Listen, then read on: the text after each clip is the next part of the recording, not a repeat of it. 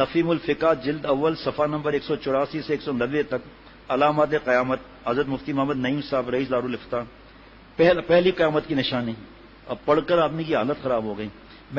ہمارے حضرت یہ دوزخ حق ہے، جنت حق ہے، لیکن حضرت تھانوی رحمۃ اللہ علیہ فرما دیتے ہیں میرے بعض علماء دوست دوزخ کے وہ عذاب بیان کرتے ہیں جو کفار کے لیے ہے.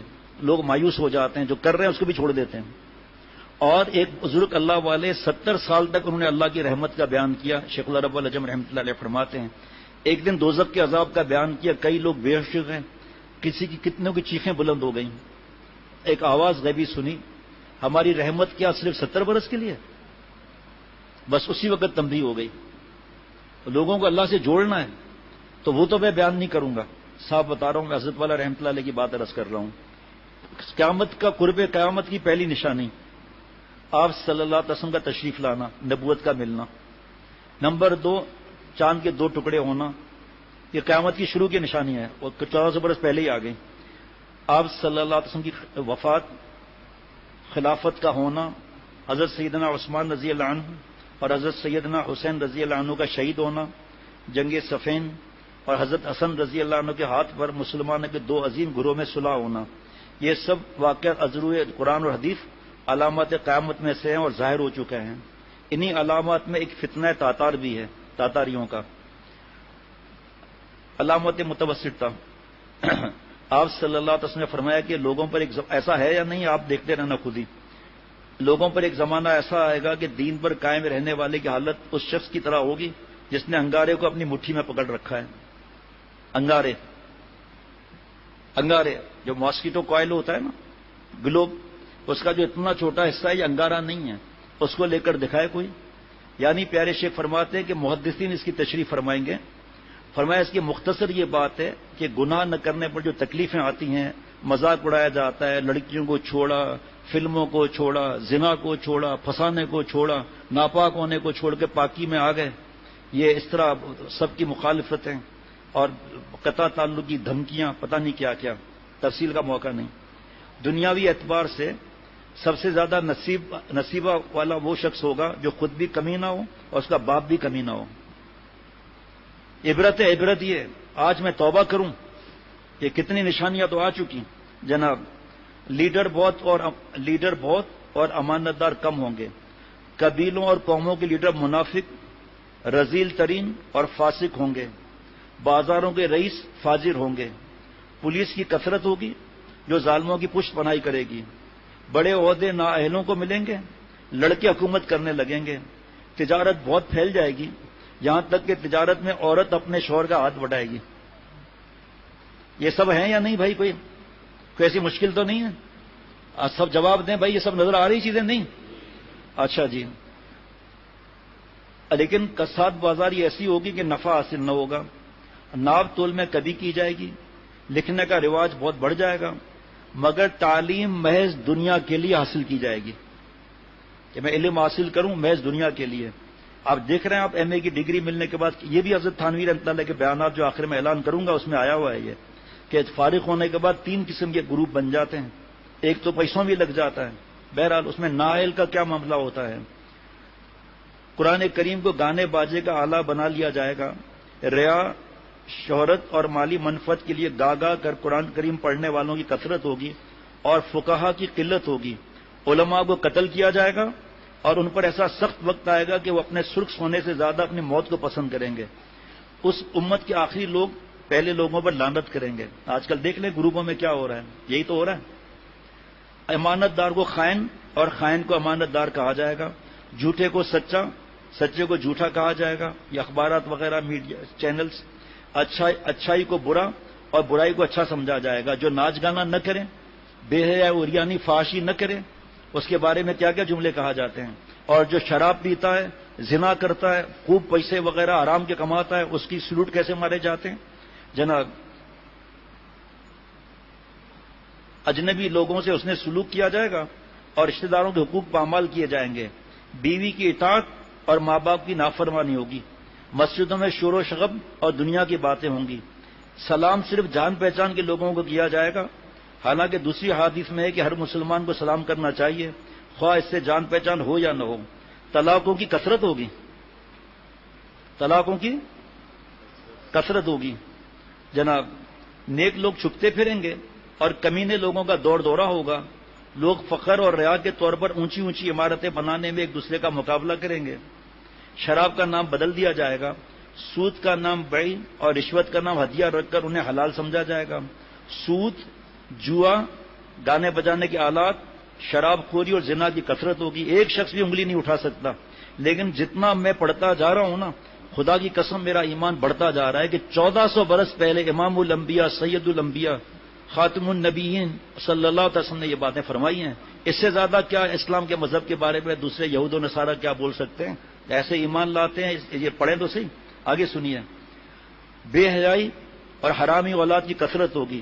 لوگ موٹی موٹی گدیوں پر سواری کر کے مسجدوں کے دروازے تک آئیں گے.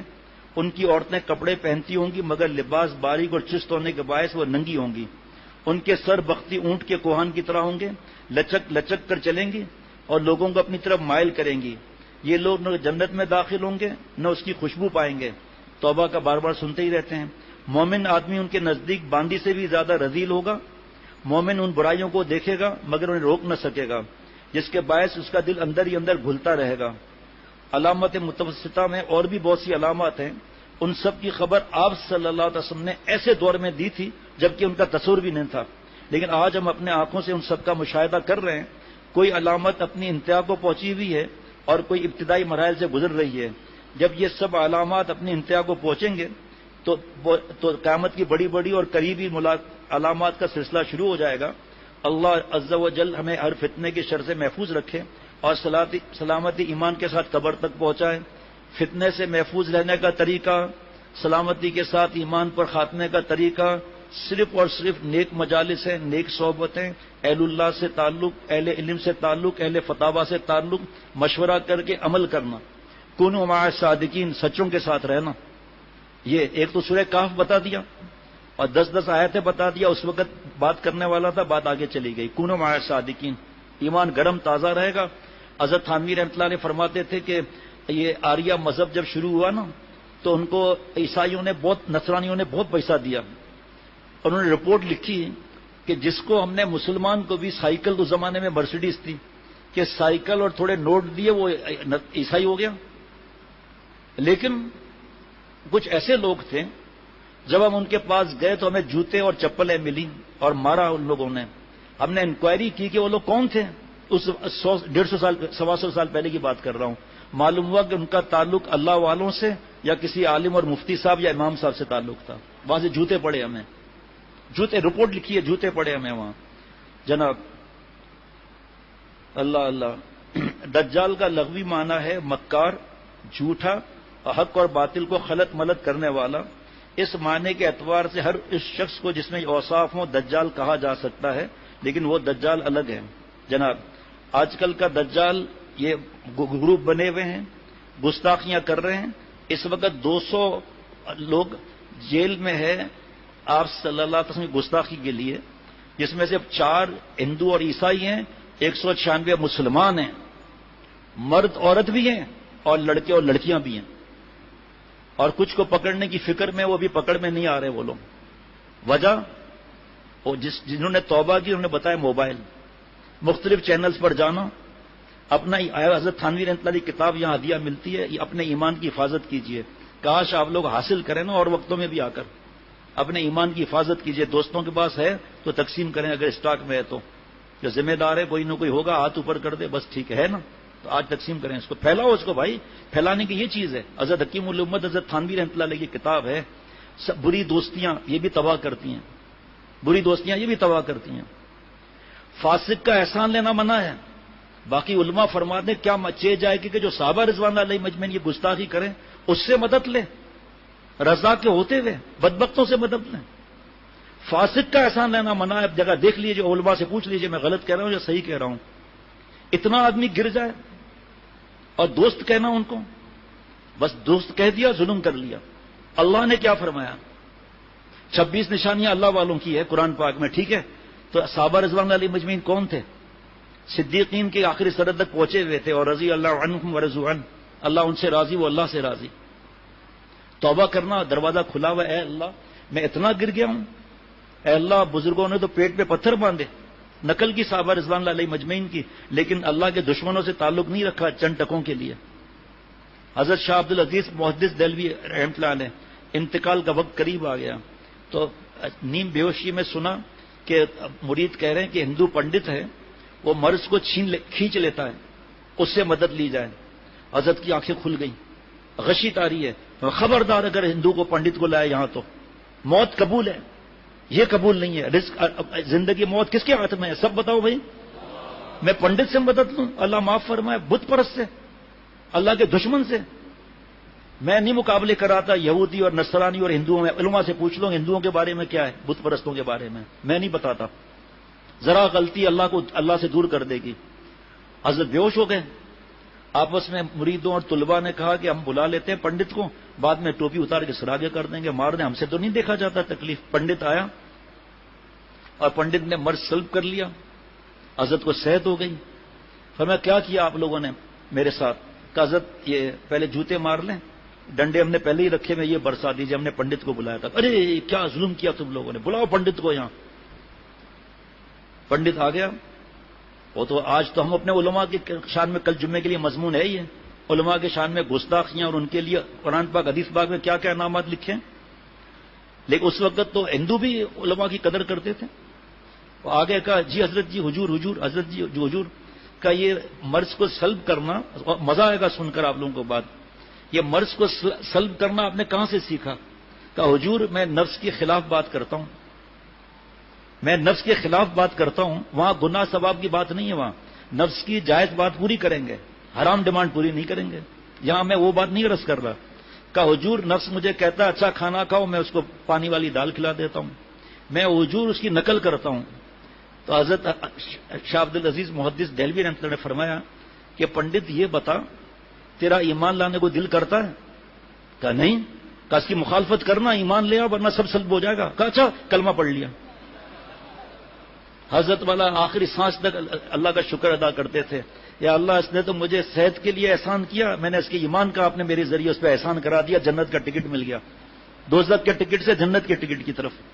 اب جب ہندو پنڈت کو نفس کے خلاف بات کرنے میں یہ مل رہا ہے، ہم اس کے لیے نہیں کریں گے تو نفس کی حرام خواہشات پہ عمل نہ کر کے ہمیں اللہ تعالیٰ کی دوستی ملے گی، آپ صلی اللہ علیہ وسلم کا پیار ملے گا، خاتمہ ایمان پر ہوگا، حلاوت ایمانی اللہ تعالیٰ فرمائیں گے، حلاوت ایمانی اللہ تعالیٰ فرمائیں گے. تو فرمایا کہ اب کیا میں پہلے کیا موبائل پر تھوڑا بہت ہوا، اب دوبارہ اور کیا بات کروں. یہ جتنی گستاخیاں، جتنی دہریت، جتنا زیادہ بک لوگ مسلمان نہیں ہیں مسلمان ہو رہے ہیں. جاؤ جا کے ہندوستان میں جا کے رپورٹ دیکھو، دبئی کی رپورٹ معلوم کرو کیا ہے، باقی پورے دنیا کی رپورٹ معلوم کرو. فرانس والوں کی نیندیں اڑی ہوئی ہیں. وہاں پر ایک ریسرچ آئی ہے، پتہ نہیں 30 سال یا کتنے سال کے بعد مسلمان غالب ہو جائیں گے، تم لوگ ویسے ہی رہ جاؤ گے، جیتیں گے یہ لوگ مسلمان 30 یا 35 سال کے بعد. اور مسلمان ہو کر ماں باپ کی غلطی ہے. ارے بھائی پڑھانا ہے دنیا کا تو پڑھاؤ، پہلے ایمان تو مضبوط کرو ان کو قرآن پاک تو سکھاؤ، احادیث مبارکہ تو سکھاؤ، علماء کے پاس تو لے جاؤ تاکہ وہ کالج یونیورسٹیوں میں جائیں تو بکاؤ مال تو نہ ہو، اپنے ایمان تو ضائع نہ کریں، صحابہ رضوان اللہ علیہ مجمعین کی شان میں گستاخیاں تو نہ کریں جن کے اثرات کو کون گنا سکتا ہے. بس اتنا کہہ سکتے ہیں کہ خون کی ندیاں بہا کر ہمارے تک دین پہنچائے اللہ کے پیاروں نے، آپ صلی اللہ علیہ وسلم کے پیاروں نے. یہاں دجال سے ایک خاص کافر مراد ہے قیامت کے دن. فرمایا یہ تو ہے خلط ملط حق بات کو باطل کو، یہاں دجال سے ایک خاص کافر مراد ہے. اس کی دونوں آنکھوں کے درمیان کاف فا را یعنی کافر لکھا ہوا ہوگا، دائیں آنکھ سے کانا ہوگا، دائیں آنکھ کی جگہ انگور کی طرح کا ابھرا ہوا دانا ہوگا.